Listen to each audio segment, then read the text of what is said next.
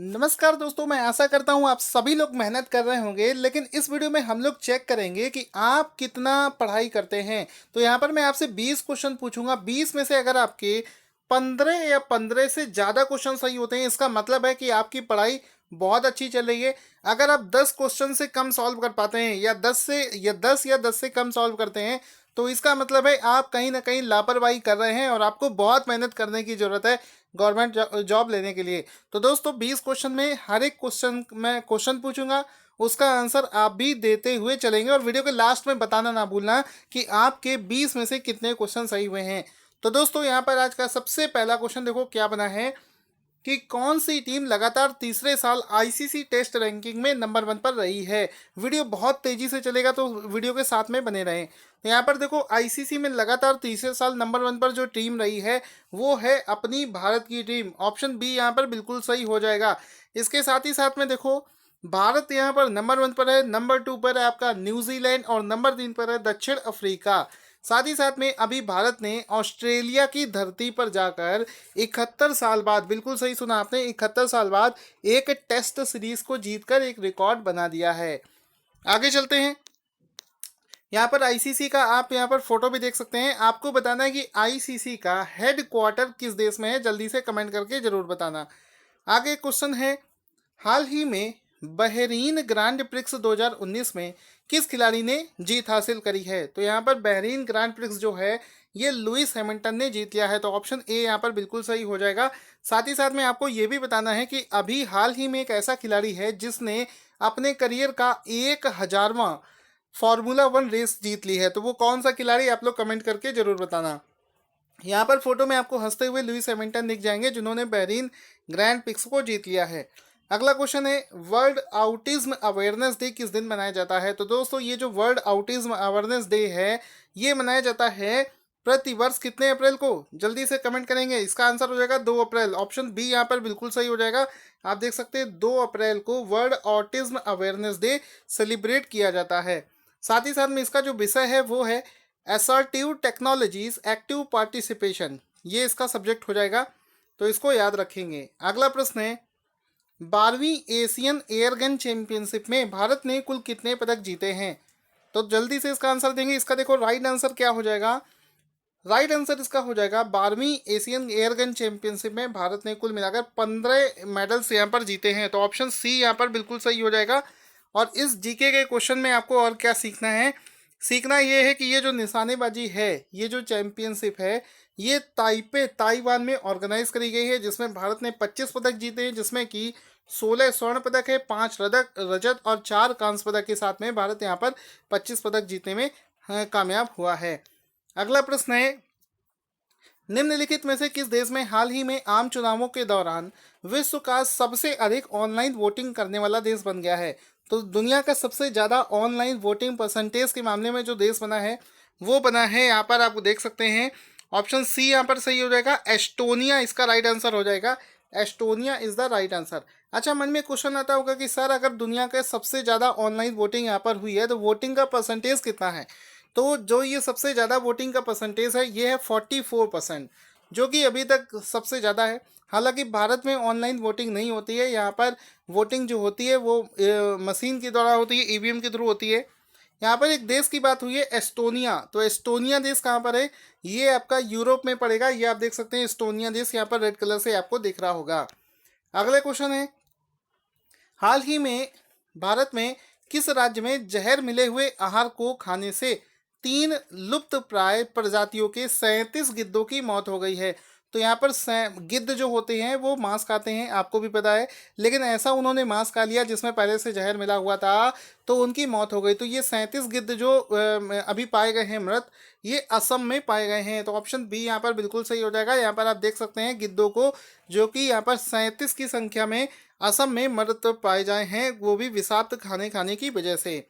आगे चलते हैं, भारतीय निर्वाचन आयोग ने देश भर में कितने रेडियो स्टेशनों के साथ मिलकर मतदाताओं को जागरूक करने के लिए एक पहल को शुरू किया है। तो आपको भी पता है इलेक्शन का टाइम है, इलेक्शन चल रहे हैं, तो भारतीय जो इलेक्शन आयोग था, निर्वाचन आयोग है, उसने कुल मिलाकर 150 रेडियो स्टेशनों के साथ मिलकर एक करार किया है जिसमें कि वो लोगों को वोटिंग के लिए प्रोत्साहित करेंगे। तो ऑप्शन डी यहाँ पर बिल्कुल सही हो जाता है।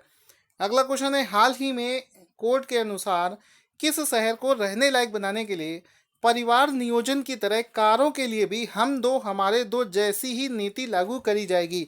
हालांकि ये नीति अभी लागू नहीं करी गई है। देखो, परिवार नियोजन की एक नीति आई थी जिसमें ये कहा गया था कि जैसे जब भारत की जनसंख्या बहुत ज़्यादा बढ़ रही थी तब एक नारा लाया गया था कि हम दो हमारे दो, यानी कि हम दो हस्बैंड वाइफ और उनके दो, यानी कि उनके दो बच्चे होने चाहिए, उससे ज़्यादा बच्चे नहीं होने चाहिए।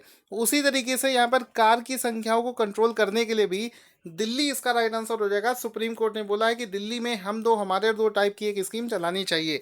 अच्छा, यहाँ पर दिल्ली ये जो सुप्रीम कोर्ट है वो सबसे ज़्यादा परेशान इस बात को लेकर है कि यहाँ पर एक एक घर के में एक एक इंसान के पास में पांच पांच कारें हैं।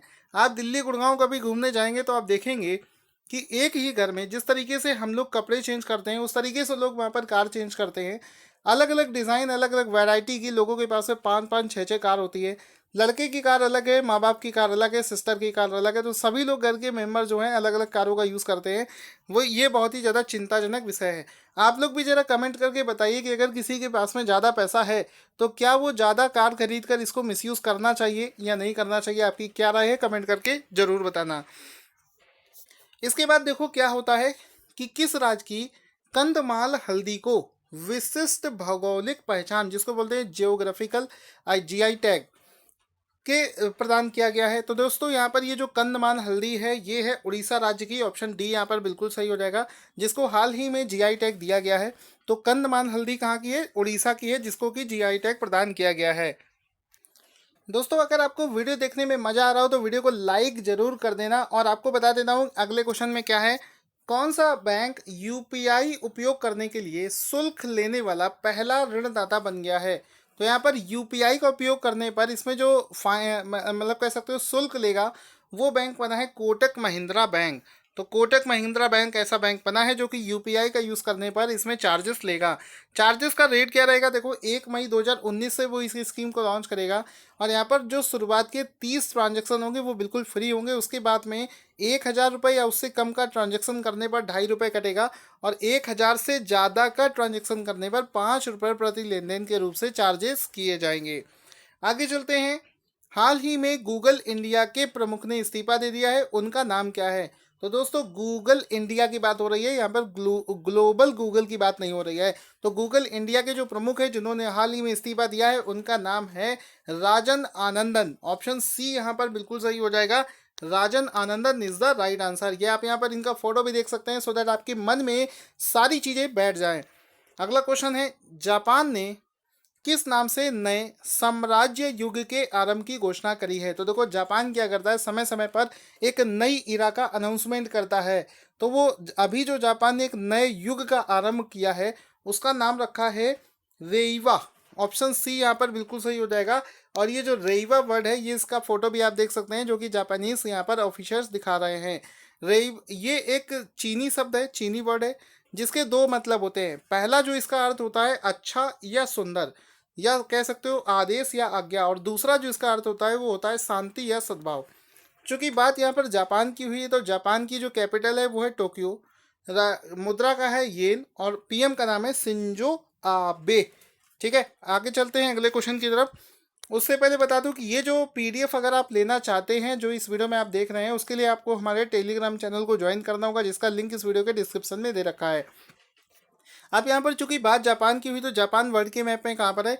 ये रहा अपना प्यारा भारत, उसकी साइड में आप देख सकते हैं ये रहा जापान। अगला क्वेश्चन है, रोजर फेडरर हाल ही में अपने करियर का 101वां टेनिस खिताब जीत चुके हैं। अब वे 109 खिताब जीतने वाले खिलाड़ी से पीछे हैं। तो रोजर फेडरर केवल एक खिलाड़ी से पीछे हैं, उसके बाद में वो टेनिस जगत के सबसे बड़े खिलाड़ी हो जाएंगे जो कि सबसे ज़्यादा खिताब जीत चुके हैं। तो यहाँ पर ये जो जिनसे पीछे हैं उनका नाम है जिमी कॉर्नस। ऑप्शन डी यहाँ पर बिल्कुल सही हो जाएगा, जिमी कॉर्नस से पीछे हैं। हाल ही में आईपीएल के इतिहास में हैट्रिक लेने वाले सबसे युवा खिलाड़ी कौन बन गए हैं? तो दोस्तों, सबसे युवा खिलाड़ी हैट्रिक लेने वाले बने हैं सैम कुरेन। ऑप्शन ए यहाँ पर बिल्कुल सही हो जाएगा, जिनका यहाँ पर आप फोटो भी देख सकते हैं। उसके बाद में देखो, आईसीसी से एक क्वेश्चन बनता है कि हाल ही में किसने आईसीसी के सीईओ पद का पदभार संभाला है? तो आईसीसी के जो सीईओ बने हैं उनका नाम है मनु साहनी। ऑप्शन ए यहाँ पर बिल्कुल सही हो जाता है, जिसका फोटो भी आप यहाँ पर देख सकते हैं मनु साहनी का, जो कि आईसीसी के सीईओ बनाए गए हैं। पैन कार्ड को आधार से जोड़ने की समय सीमा को बढ़ाकर कितना कर दिया गया है? तो पैन कार्ड को आधार कार्ड से जोड़ने की समय सीमा को 23 सितंबर तक बढ़ा दिया गया है। ऑप्शन डी यहाँ पर बिल्कुल सही हो जाएगा। पहले जो इसकी तारीख थी वो थी 31 मार्च, जिसको बढ़ाकर अब 30 सितंबर तक कर दिया गया है। तो अगर अभी भी आपने इसको पैन कार्ड को आधार से नहीं जोड़ा है तो जल्दी से जाकर इसको जोड़ सकते हैं। हाल ही में रॉयल इनफील्ड के सीईओ कौन बने हैं? तो दोस्तों यहाँ पर रॉयल इनफील्ड के जो नए सीईओ बनाए गए हैं उनका नाम है विनोद दसारी। ऑप्शन बी यहाँ पर बिल्कुल सही हो जाएगा। विनोद दसारी को रॉयल इनफील्ड का कह सकते हो सीईओ बनाया गया है। यहाँ पर आपको इनका फोटो भी दिखा देते हैं विनोद दसारी का, जो कि यहाँ पर आपको दिख रहे होंगे। अगला प्रश्न है कि हाल ही में कौन यूरो 6 ईंधन का आपूर्ति शुरू करने वाला देश का पहला शहर बन गया है? तो ये एक तरीके से कह सकते हो ईंधन का, पेट्रोल और डीजल का एक नया कह सकते हो एडवांस लेवल पर शोधित पेट्रोल और डीजल जो होता है इसको सप्लाई करने वाला जगह बन गया है एनसीआर। दिल्ली रीजन में आपको ये वाला पेट्रोल मिलने लगेगा, बाकी शहरों में भी जल्दी ही इसका उत्पादन शुरू किया जाएगा। हाल ही में ध्वनि पर आधारित लेन देन शुरू करने वाली पहली म्यूचुअल फंड कंपनी कौन बनी है? तो दोस्तों यहाँ पर देखो केवल ध्वनि पर आधारित, यानी कि अगर आप कुछ टाइप नहीं कर सकते, कुछ लिख नहीं सकते, केवल बोल कर ही मशीन को ऑपरेट करना चाहते हैं, तो ये म्यूचुअल फंड कंपनी बनी है Reliance mutual fund. Option A यहाँ पर बिल्कुल सही हो जाता है। तो दोस्तों कमेंट बॉक्स में कमेंट करना बिल्कुल मत भूलना कि आपके कितने क्वेश्चन सही हुए। अगर वीडियो आपको अच्छा लगा हो तो दिल से वीडियो को लाइक करना ना भूलें।